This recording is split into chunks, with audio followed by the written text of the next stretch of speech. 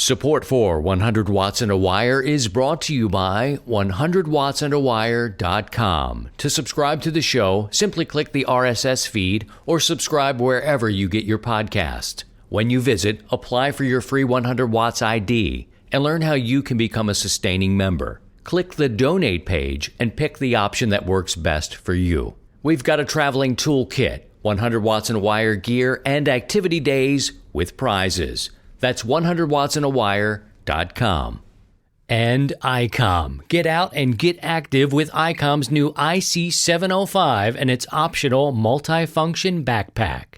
And Bio-NO Power, offering the best performance lithium iron phosphate batteries for your ham radios. Visit bionopower.com. That's BIOENNOPOWER.com.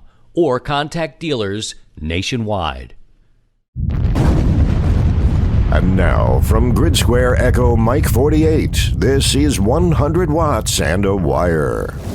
Welcome to 100 Watts and a Wire. I'm Christian. My call sign is Kilo Zero Sierra Tango Hotel. Joined by my friend and Elmer from the Pacific Northwest, Steve, W7UDI.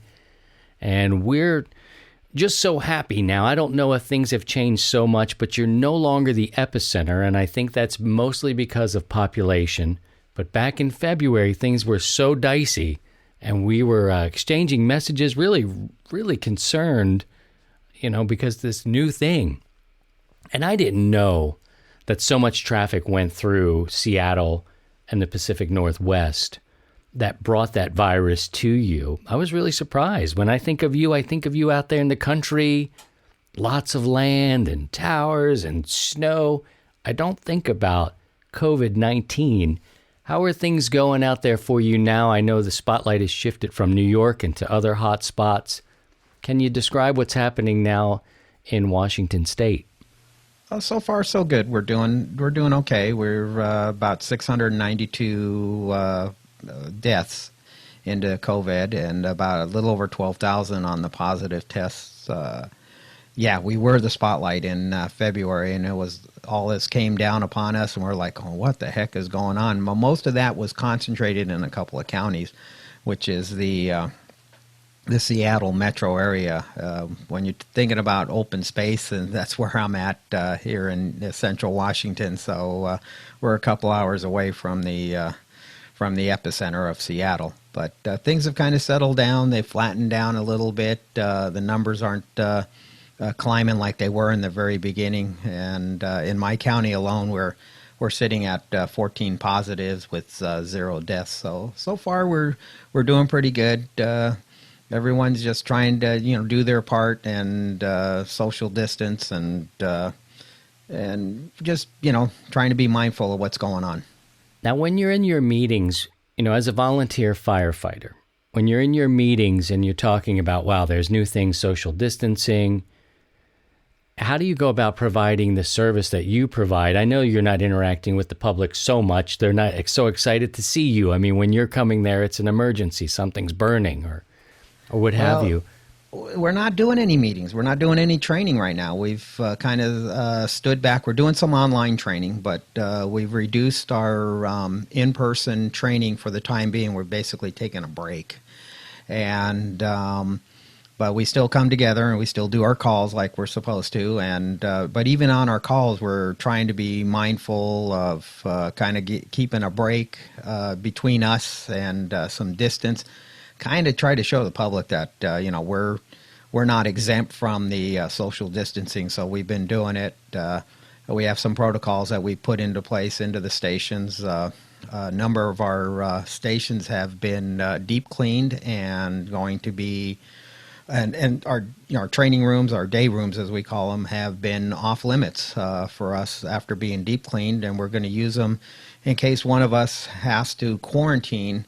We will be quarantined in one of the fire stations that's, the unmanned fire stations for the 2 weeks. So there's a lot of preparatory work that we're doing. I got an email on Sunday. Many people know that Steve's a net control manager. He's net control operator. You hear him a little bit later in the net on 40 meters or 80, depending what season we're in. Where the hell is Steve? Where's UDI? Blah, blah, blah. I mean, well, it just so happens I got a text from him. He's going out because a plane crashed. And then, so you were gone. You got back later in the evening. And when you came back, I was shocked to find out that the plane crashed and no one died. What was up with that? Yeah, we were just amazed too.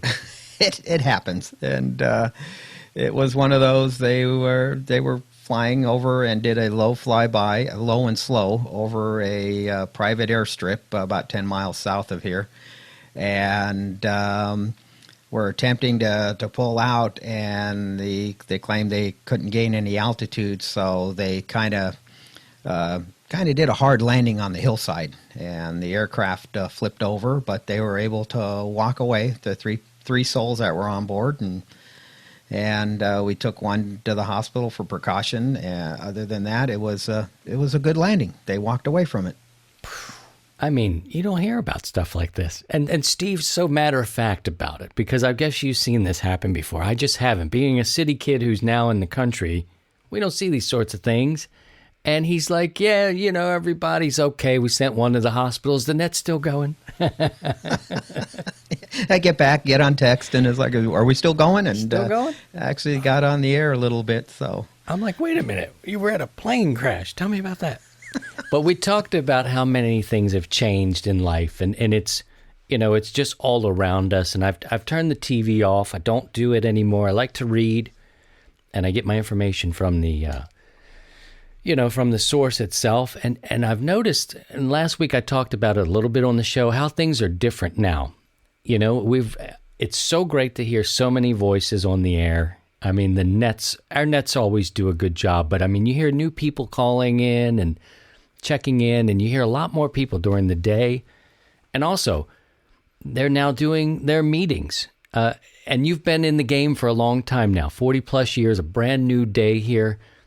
Talk to me a little bit about clubs and how we're staying connected, how amateur radio and how COVID-19 has affected us, maybe for the better. I think it's going to, give us options. And as a group of people, we're pretty resistant on change until we're forced into it. And so what has happened now that I'm seeing is that, hey, we got Zoom, we got Skype, we got some other internet-based solutions to help us have a meeting. And then it was like, well, we have these repeaters. Well, let's do a meeting on the air. And there's groups doing that. And so there's some out-of-the-box thinking, which is great. It's, clubs are adapting, they're overcoming and moving on, which is awesome, and that's what we need to do. It really is an inspiring time. I mean, I think what's going to happen is wait till we can get together and have a hug again. I think I'm off of handshakes altogether. But imagine the day when you see your old buddies again and you hug it out. You have, I know it's terrible. It goes against everything that's coming out but one day, we'll all be back together again. And it'll be a nice thing. I noticed that with my my regular work. We've been home for about a month now, and we're just feeling really grateful, really blessed to even have a job. And staying paid is the big deal right now. Everybody just wants to stay paid. The numbers of unemployment are through the roof because of this, and people are hurting. Mm-hmm. So we're really just happy. So the point being is we're all trying to do things from home as a team. And I'm thinking, this just feels like a team. You put aside all the petty little things, that you go, that one, ugh. Look at that stupid hat, these goofy things. And you feel like, wow, there's a lot of people pulling together. And if we all pull together in the same direction, at some point, we're going to be okay. Am I right, Steve, or am I just a dreamer? Am I going John Lennon on you? No, we're going to be good. We're going to come out better, stronger, and hopefully that we're going to be more open-minded on things. If we want to try different things, and let's go for it and move forward. And overall, I think it's going to be a a good thing in the end. But it's been great to hear a lot of new people on the air. I've been just having a blast chatting with new folks, getting their stations set up, borrowing, people loaning equipment and letting other guys get on the air. It's been great. Yeah, it is inspiring. And I don't know about you, but a lot of the 2-meter nets, they're doing these sort of health and wellness nets. There's one that happens here in Illinois, just across the water here. And it's a health, I don't know what they're calling it. There's a shelter-in-place net. There's several different 2-meter nets, and they are jumping, man. 50, 60 people, and they're just simple check-ins like, yep, doing okay here. And we have to remember, some people, this is a great way to just stay connected. We need to, as humans, be connected in some way, but there could be some people that we don't know who are older, who may not be getting what they need, whether that's food or whatever. And so these 2-meter nets are really cool for that sort of thing. So I'd say keep it up, and if you can start one in your area, go ahead and try it. We're going to take a break here, and we'll come back. Steve's got a good idea. He was been thinking about Field Day. We'll talk about that next. The Kilo station again? Kilo Zero Sierra Tango Hotel. You're 5'9". Right. The ICOM 705 is your perfect QRP companion, as you have base station features and functionality at the tip of your fingers. But it's in a portable package covering HF 6 meters, 2 meters, and 70 centimeters. This compact rig weighs in at 1 kilo, or just over 2 pounds.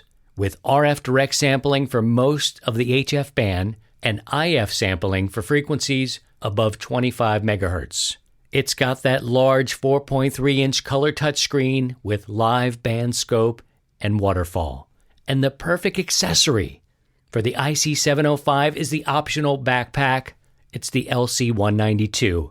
It has a special compartment for the IC705 and room for accessories for soda activations or just a day in the park. Visit icomamerica.com/amateur for more information on all ICOM radios.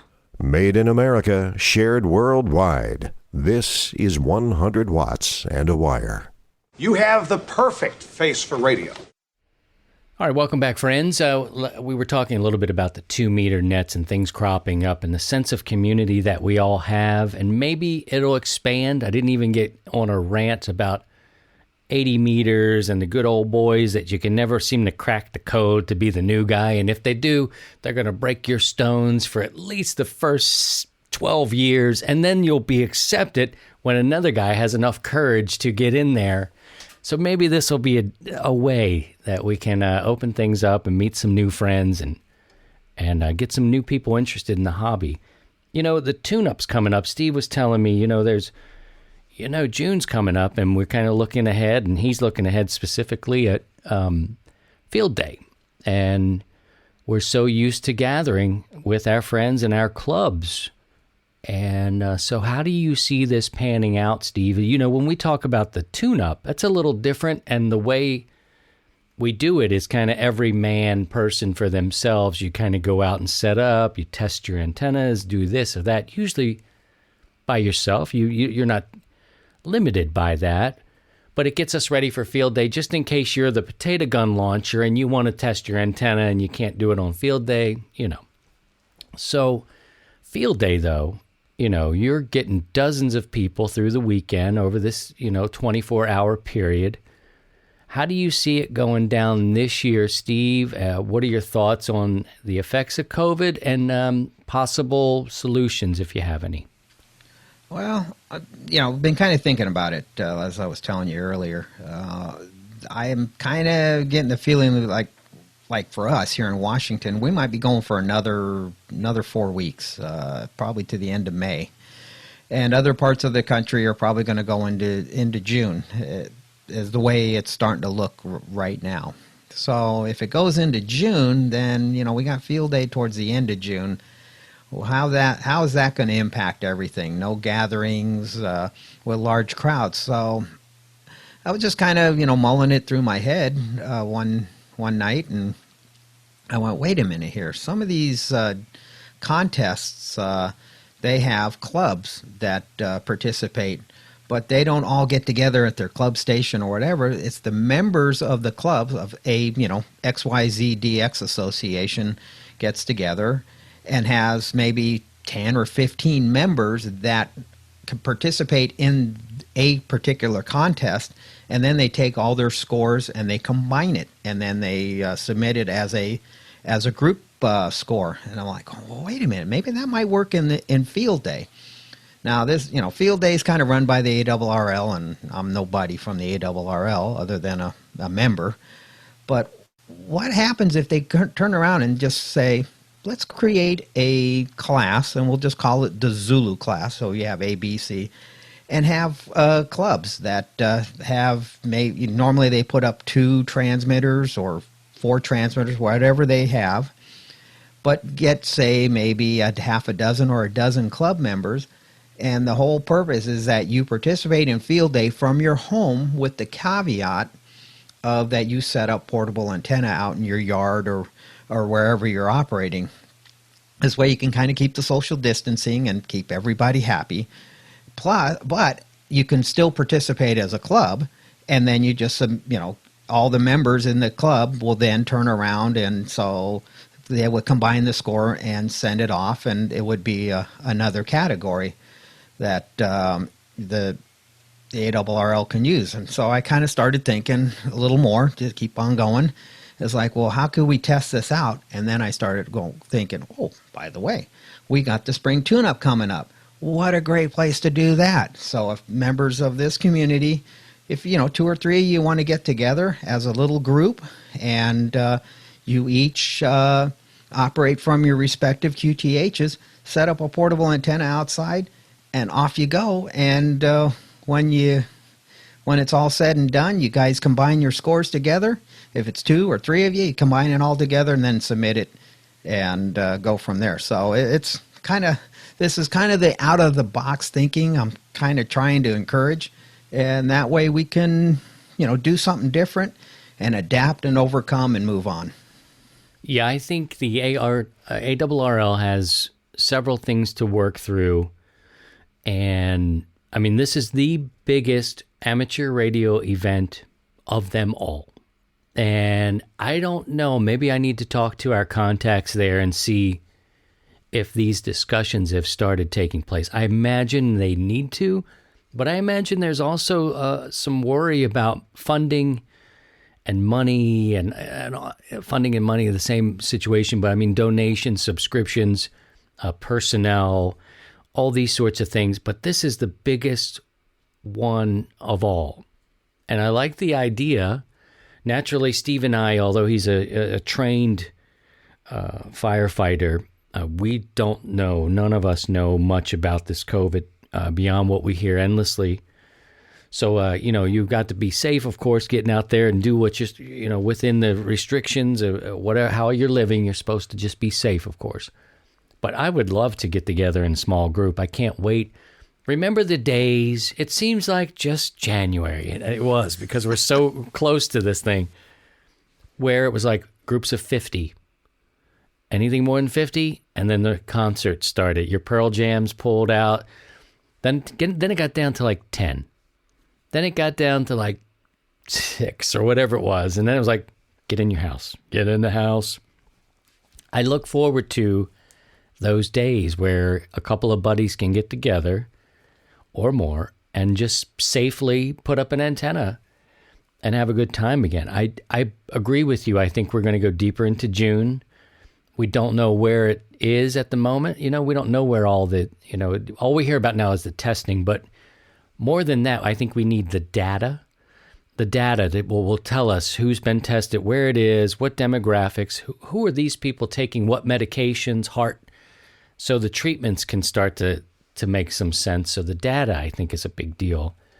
And I agree. I think, by June, I think maybe it'll open up a little bit more in certain places.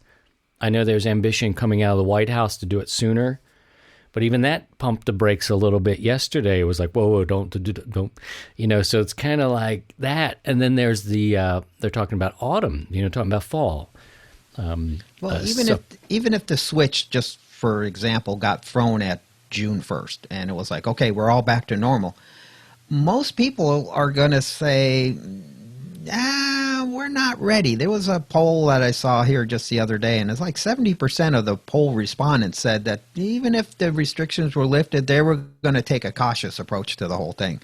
So even if it was lifted by June, we might not get the number of people coming out and wanting to do a field day, co-located together. And so let's have another option so that people can still participate in it and be part of it and learn something by putting up, portable antennas out of your house. If you've never done it before, go ahead, string one up if you can. You don't have to have a mast or whatever. You can string up another antenna at your QTH other than your main antenna that you would use at your house, and that would be the stipulation that I'm, kind of envisioning on all this.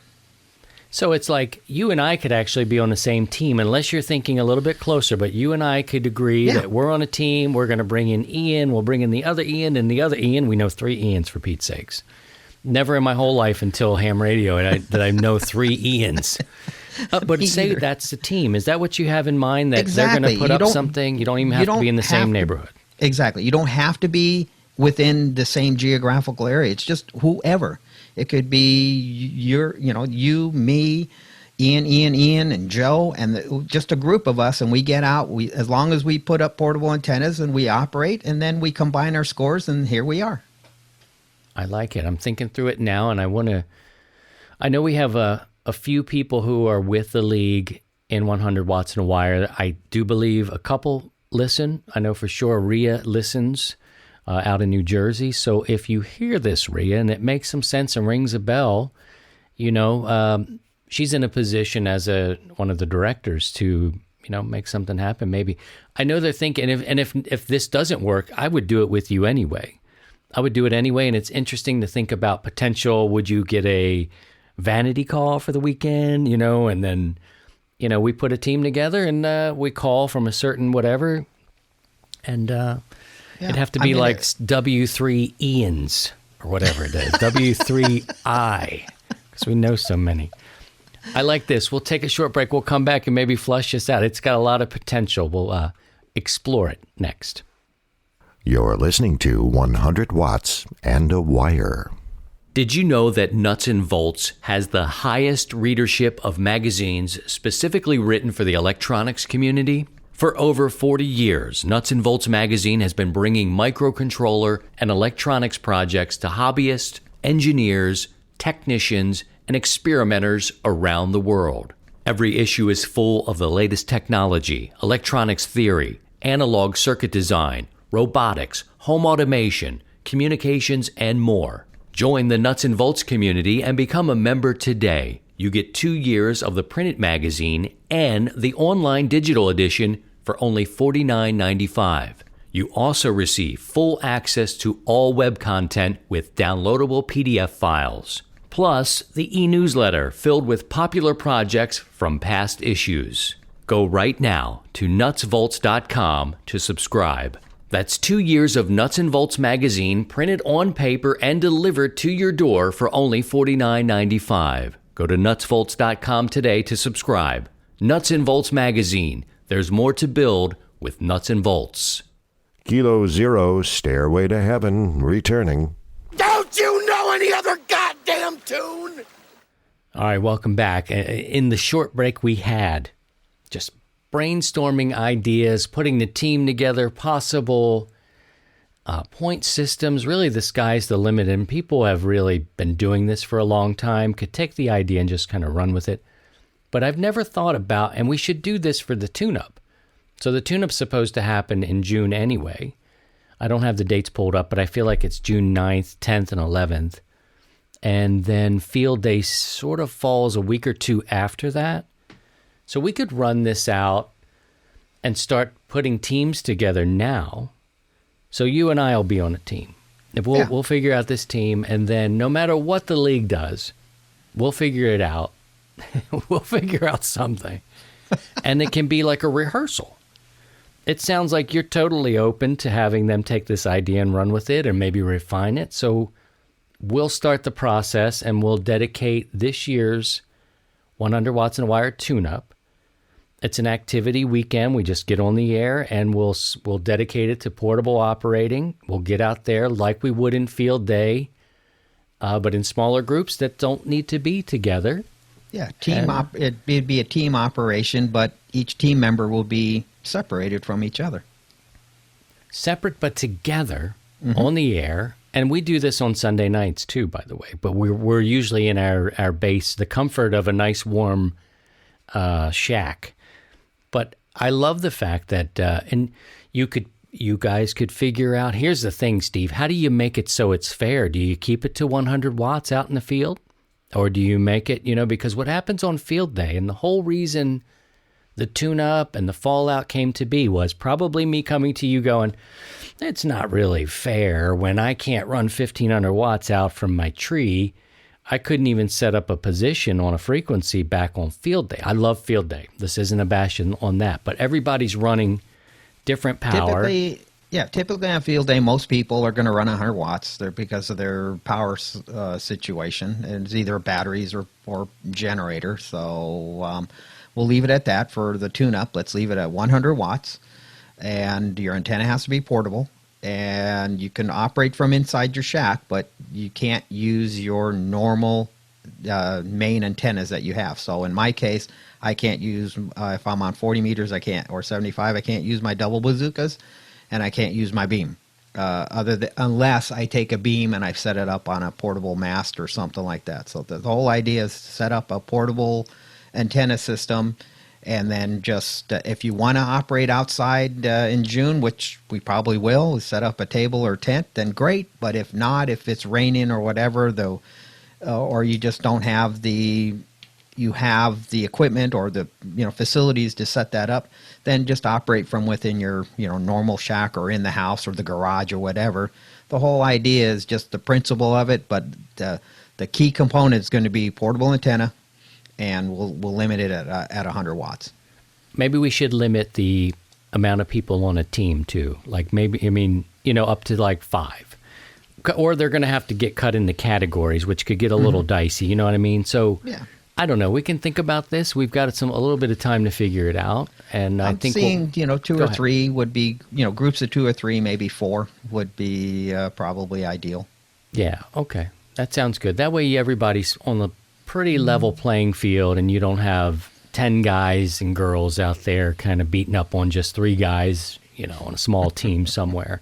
And who knows who will even get involved. You know what I'm saying? It could just be our small team, and we'll just see what we'll do. That's what we'll do, Steve. Our mindset should just be, we're going to do this. If you'd like to do it, you're welcome to do it. It'll be up on our tune-up. It'll be a little bit of a rehearsal for field day, and if they want to pick something up from this, or if they're working on something cool. If not, we're going to put a team together. We're going to be on the air that weekend, and that's what we'll do. And hopefully other people will join in, and we'll work each other, and we got some things to flesh out. But I got it. I understand where you're going with this. This is good. Earlier in an earlier segment, we talked about the changes in amateur radio and how this COVID-19 and the coronavirus has changed our world. Good because we're on the air, good because we're around our families, bad because of all the reasons you see day to day. Specifically to us, though, there's some really cool things that are going to happen. And Steve brought up one before the show, and it happens during Hamvention. Steve, what did you find out? What's happening online? Well, what happened is, so during normal Hamvention, the Thursday before the Hamvention weekend, there is Contest University that's put on by Tim Duffy and gang. And it's usually held at the Crown Plaza. It's an all-day event of teaching and learning about, mainly it's kind of centered around contesting, but there's... operating but a lot of technical information. So that's an all-day event with breakfast and lunch served. Well, being that Hamvention is canceled this year, Contest University is going to, they announced here this past week, we're going to have an online session that's going to be free, available to everybody. And it's like, well, someone's going like, well, what does that mean to me? Well, I'm not a contester. I don't get involved in it. it is one of the best places to get some great information. I attended it one year, and it was awesome. I'm not a real big contester. I dabble in contests, but for the most part, I don't. But the information that was conveyed by these guys that are heavily involved in contesting, the tricks that they have learned, not just from operating in the contest environment, but what they've done with their stations, their setups, they're laying out their stations, the ergonomics of it, their antennas, their maintenance of antennas, their tower systems, what they have learned over the years, the mistakes they have made. They teach you these freely. They just, here's what I've done, and this is what I've learned, and it's a great opportunity to learn. I just went over the agenda real quick, and one thing that stood out really, right off the bat that applies to everybody is station grounding and antenna grounding. That's going to be put on by Ward Silver. Awesome opportunity to learn on how to properly ground your station, and it's free. And if you can't make it on the Thursday, the 14th, it will be available online. A lot of the sessions have been videoed and available. There's PDFs for the documentation as far as the course books. It's a great opportunity to learn and find out, and just browse through it. You don't have to be there all day, but there's going to be sessions that might pique your interest, and here's a great opportunity to learn from some of the best operators that we have in the hobby here. Yeah, Ward Silver's got a huge brain. He's been on the show before. I think he's a great guy, and he lives. I could work him on Simplex around here. He's pretty close to me. I learned through Tim Duffy and Contest University how to make a coax cable. The PL259s, and it was from a video that he did in Italy. I think you can find it on YouTube, but this program, Contest University, goes beyond Dayton, and it goes around the world. And this particular one in Italy, he didn't even speak the language. And he's showing you how to build this cable, and how to solder and what to do and all this. And I was like, wow, this is great. The next year I went, and like you said, it's more technical. These guys with these huge stations, and girls, by the way, there's some major female contesters in the world. They have to maintain these stations. They're up on towers. So there's a lot of technical things. It's not just, here's how you call CQ. Here's how you log. It's not just that. So this is a great opportunity. I'm glad it's still happening. It's still going to be put online. They'll stream it out in these mines. You just want access to these mines to learn. That's really the benefit. And it's free. It's free. It's a great program when you go there anyway. I mean, you get, like you said, you get the food, you get all the people. You see some of these rock stars from around the world, man. You see K3LR walking by, you think you just saw Fonzie. You're like, whoa, look at that, K3LR. I mean, $1 million station right there, if not more. So good tip there, Steve. That's a great one. And, this virus, it's not going to keep us down. It's going to change things for a while or forever, but we're going to figure out new ways to keep pushing. Thank you, friend. Thanks for joining me. I appreciate you. Anytime.